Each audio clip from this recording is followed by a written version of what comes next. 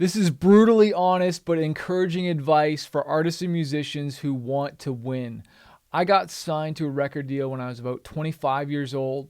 Right after that, I went $30,000 in debt thinking I was going to be a rock star. I dug my way out with relentless touring and booking my own shows.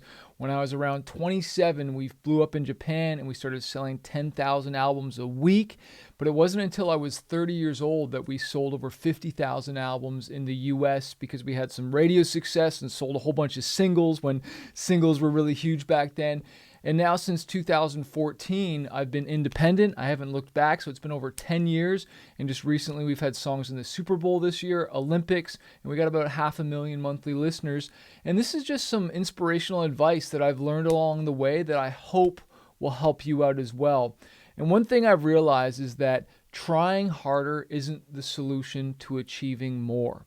I read this book that shared this story about this fly that is against this window pane and it can see the sunlight and it's flying so hard. It's like it sees its destination right in front of it, but it's banging against this window and it's using all its energy, all its might. It's giving all its effort to push through here because it thinks that's the way to go. It sees what it wants and it's chosen that way to go.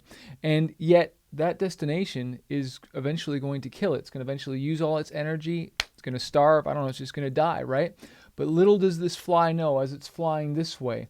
Just the other way, if it flies even for like 20, 30 seconds, 10 feet away, there is an open door where it can fly its way to freedom, right? But sometimes in life and as artists and musicians, we think that this is the only way to the top. This is the only way. I've got to do sync, or I've got to do radio, or I've got to sign to a record label, or I have to go independent. Independent is the only way, when there is so many different ways to the top. And the thing is that working harder isn't going to get you there. You've got to work smarter. And I really want to share in this video some different things to really trigger your mind to think differently. Because if we keep doing the same things, we're going to generally get more of the same. But I don't know about you, but I want a 10x result because there's certain things that I've done in my career that like it was less work, but it got me further, right? Like I used to book my own shows. You know, we used to send like 50 emails a day. I'd be pounding out emails, right? Trying to book shows for like $1,000. But then I would get with a booking agent and they would send just one email blast. It might take them like 15 minutes because they have a huge list and they have a database where I was looking up in each individual contact and it was taking me a really long time. They send one email out really quickly and they book a whole tour really quick. And not only that, they're able to get a higher advance for the show, right? Like they're able to get more. Second example I want to give you is I used to set up my own merch table, right? I used to set up my own merch. We used to, advance the shows, do all this stuff. Well, when I got somebody else to do that, all of a sudden that frees me up to do other higher level activities, right? Because this is one thing that I find a lot of artists, musicians, we don't do is we don't put an hourly amount on how much your time is worth. Like me setting up the merch table isn't the best use of my talent. My talent is way more in songwriting, where I can get paid thousands of dollars for a song one day, or me performing on stage where I could get paid thousands of dollars. Setting up the merch table, it's like anybody can do that. When you really think about wanting to get to your goal, you've got to learn to say no to certain things. So eventually, I said no to booking shows. I said no to setting up the merch table. I said no to advancing the shows, right? Like if you want to get to your destination, let's just say you're trying to get to a grocery store or something like that, you could walk there and that might take 30 minutes, right? You could walk faster and put a little bit more effort. Maybe you'll get there in 25 minutes. You could run to the grocery store and that would take a lot of effort, but then you could maybe get there in half the amount of time, maybe in 15 minutes. Or you could ride a bike, not use nearly as much effort, and you get there in 10 minutes. Or even better, you could hop in a car with even less effort than all of them, and you get there in 5 minutes. So I want you to think about what is the music destination? Where is it that you want to be, right? What are you working towards? What dream is it, right? So I want you to think about that music dream or that goal that you have. And I want you to slow down for a second and start to write down all the different things that maybe you could do to get to your goal, right? Like, let's just say I'm trying to blow up on radio or something like that. We used to send our music to all the radio stations.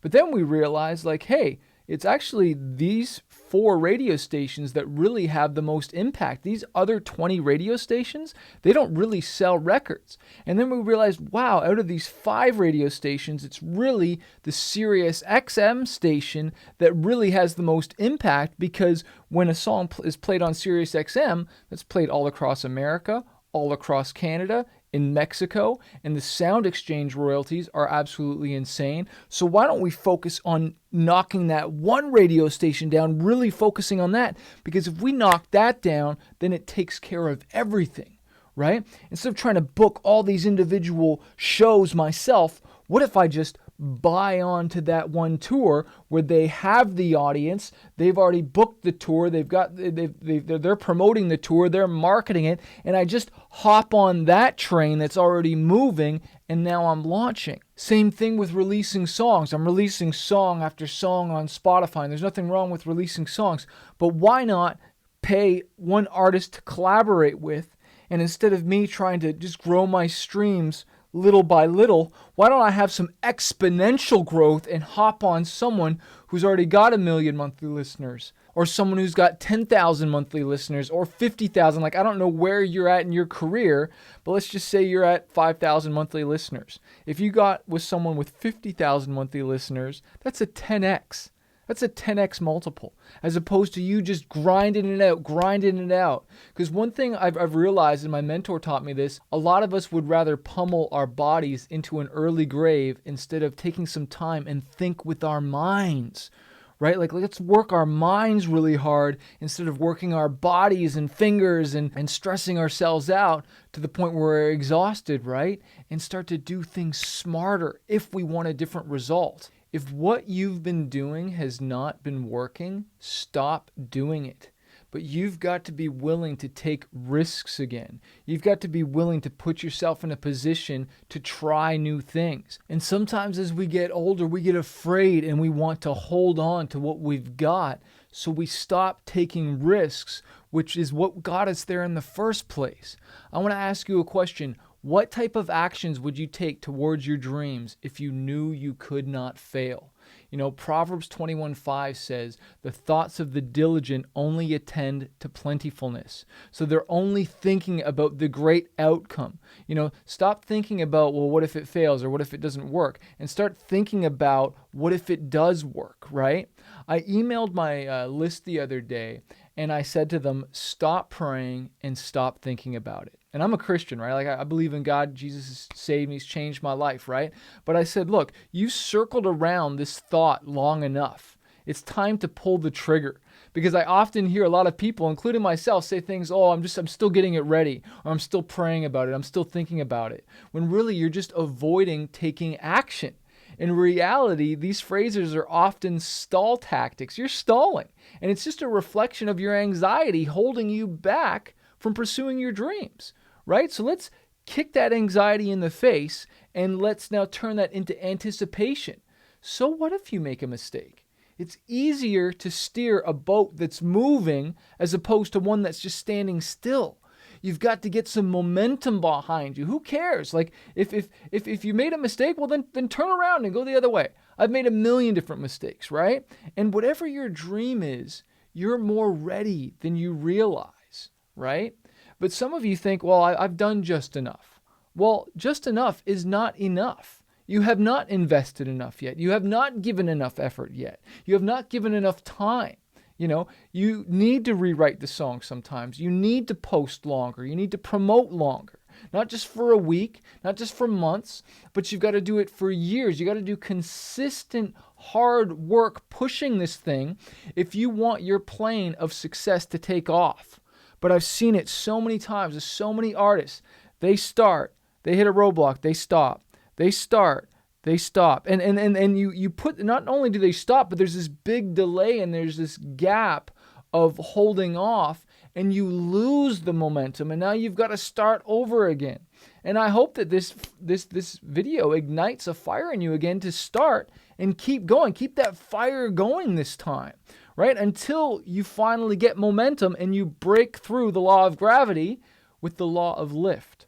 Because when you get enough momentum in your success plane of music, you'll break through that law of gravity, and then you're unstoppable. Then you'll have momentum working for you, where now you've got so much momentum you can take your foot off the gas because you're moving forward. But I want you to write down like 10 things that you could do to move your career forward. First, decide what it is, what you want, and then look at it like what could really move the needle, as opposed to just getting up and like just doing busy work again. Oh, I'm just going to post just for the sake of posting. Well, if you keep posting the same thing and you keep getting the same results, do you need to do some studying more and see what's out there and know what's in your genre and see what's working out there on social media?